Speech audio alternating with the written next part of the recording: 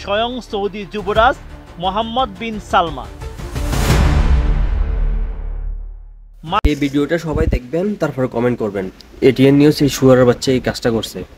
তারা রিপোর্ট করার আগে একবার ভাবে নাই প্রবাসীর কথা। প্রায় 10 লক্ষের উপরে প্রবাসী সৌদি আরবে বসবাস করে। এখন যদি তারা এই নিউজটা দেখে, রাখবে প্রবাসীদেরকে সৌদিতে কর্ম করতে দিবে? এই কুত্তার বাচ্চা এটিএন নিউজ শুয়ারের বাচ্চা দেশের নিউজ রাখি, প্রবাসীর নিউজ কেন করতে গেলে? কেন বাইরের দেশ নিয়ে মাথা কামারে? বালটা তো ছিটতে পারতেছস না দেশে। এখন সৌদি ফিন্সকে নিয়ে কেন এই নিউজটা করলে তুই? শুয়ারের বাচ্চা ভিডিওটা ডিলিট কর। এটিএন নিউজ কর্তৃপক্ষকে বলতেছি, প্রবাসী এই দেশ চালায়, এক রেমিটেন্স পাঠাই এই দেশ সচল রাখছে প্রবাসীরা। এখন প্রবাসীর ফেটে লাথি মারতে গেছিস তোরা, মা তার চোদ। ভিডিওটা সবাই দেখুন এবং কি করার দরকার সবাই আমাদের শীর্ষে কমেন্টে বলুন। আরোহণ এবং একচ্ছত্র আধিপত্য ধরে রাখার জন্য মানুষ কত কিছুই না করে। বর্তমান সময়ে তার উজ্জ্বল দৃষ্টান্ত সৌদি আরবের ক্রাউন প্রিন্স মোহাম্মদ বিন সালমান। তিনি তরুণদের মধ্যে আধুনিকীকরণ ও বিনোদনের প্রসারের মাধ্যমে একটি জনপ্রিয় ভাবমূর্তি তৈরি করেছেন, কিন্তু তার কঠোর রাজনৈতিক নীতি এবং মতবিরোধের প্রতি শূন্য সহনশীলতা বিতর্কিত করে তুলেছে আন্তর্জাতিক মহলে। উল্কার গতিতে সৌদি যুবরাজের রাজনৈতিক উত্থান ও কৌশল সম্পর্কে আরো জানাচ্ছেন শেখ ফরিদ। বাবাকে করেছেন গৃহবন্দী, ভাইদের আটক। সাংবাদিক জামাল খাশোগিকে নৃশংস হত্যার অভিযোগ থেকে শুরু করে ইয়েমেনে ভয়াবহ হামলা করে তিনি হয়েছেন আলোচিত সমালোচিত।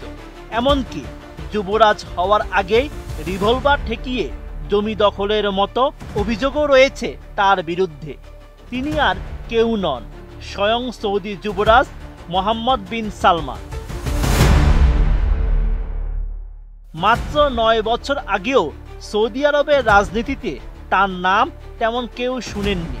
তার ক্ষমতা দখলের পথটাও ছিল সিনেমার মতো। তৎকালীন বাদশাহ আবদুল্লাহ যখন ফুসফুসের ক্যান্সারে আক্রান্ত, তখন সিংহাসনের লড়াই জমে ওঠে। বাদশাহ আবদুল্লাহর মৃত্যুর পর সৌদি আরবের নতুন বাদশাহ হন সালমান বিন আব্দুল আজিজ। প্রথমে তিনি তার সৎ ভাই মুকরিনকে যুবরাজ হিসেবে নিয়োগ দেন, কিন্তু মাত্র 3 মাসের মধ্যেই বদলে যায় সবকিছু।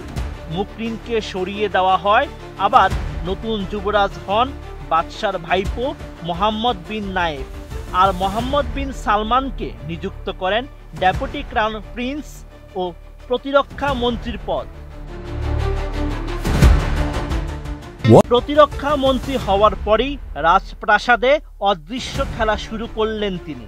আস্তে আস্তে এমবিএস তার বাবাকে ঘনিষ্ঠজন ও পরিবার থেকে আলাদা করতে থাকলেন। এমনকি তার মা এবং 2 বোনকে করেন গৃহবন্দী। আর বাবাকে এই সম্পর্কে গুণাক্ষরও কিছু টের পেতে দেননি সালমান। 2015 সালের 26 মার্চ সালমানের তত্ত্বাবধানে ইয়েমেনের হুতি আন্দোলনের বিরুদ্ধে দেশটির রাজধানী সানার উপর বিমান হামলা চালানো হয়। প্রাথমিকভাবে প্রশংসিত হলেও পরে আন্তর্জাতিক অঙ্গনে এটিকে মহাপরিচালনার গাফিলতি হিসেবে দেখা হয়। এরপর 20 জুন 2015 পবিত্র রমজান মাসের শেষের দিকে রাজপরিবারের সদস্যরা জড়ো হন মক্কায়। যুবরাজ মোহাম্মদ বিন নায়েফকে দেখা করতে ডাকা হলো বাদশাহ সালমানের কক্ষে। লিফটে ওঠার সঙ্গে সঙ্গে তার দেহরক্ষীদের অস্ত্র ও ফোন ছিনিয়ে নেওয়া হয়, করা হয় তাকে গৃহবন্দী। নায়েফ তখন ডায়াবেটিক্সে ভুগছিলেন। সেই রাতে তাকে ঔষধ না দিয়ে চাপের মুখে ফেলে পদত্যাগ করতে বাধ্য করা হয়। নায়েফকে সরানোর পর সালমানকে যুবরাজ ঘোষণা করা হয়।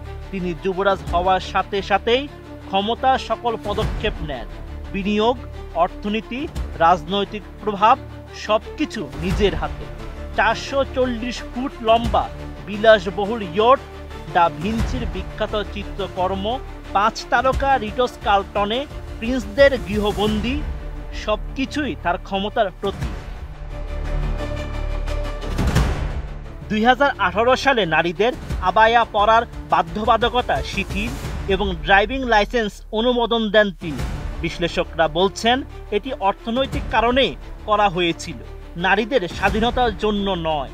তবে তুরস্কের সৌদি দূতাবাসে জামাল খাশোগি খুন হওয়ার ঘটনায় MBSকে নিয়ে আন্তর্জাতিক মহলে তৈরি হয় বিতর্ক। CIA জানায় এই হত্যার নির্দেশ স্বয়ং যুবরাজই দিয়েছিলেন। সৌদি আরবে রয়েছেন অন্তত 10,000 যুবরাজ, তাদের মধ্যে প্রায় 100 জন রাজনৈতিকভাবে সক্রিয়। তাদের সবাইকে সরকারের পক্ষ থেকে মাসিক ভাতাও দেওয়া হয়। তবে ক্ষমতা গ্রহণের পরই এই ভাতার হার কমিয়ে দেন মোহাম্মদ বিন সালমান। শুধু তাই নয়, ব্যবসায়ী ও জ্যেষ্ঠ সরকারি কর্মকর্তা মিলিয়ে 380 জনকে গ্রেপ্তার করার নির্দেশ দেন তিনি। বর্তমানে মোহাম্মদ বিন সালমান সৌদি আরবের ক্ষমতার একক প্রতীক। বিশ্লেষকদের কেউ তাকে দূরদর্শী সংস্কারক বলছেন, আবার কেউ বলছেন স্বৈরশাসক।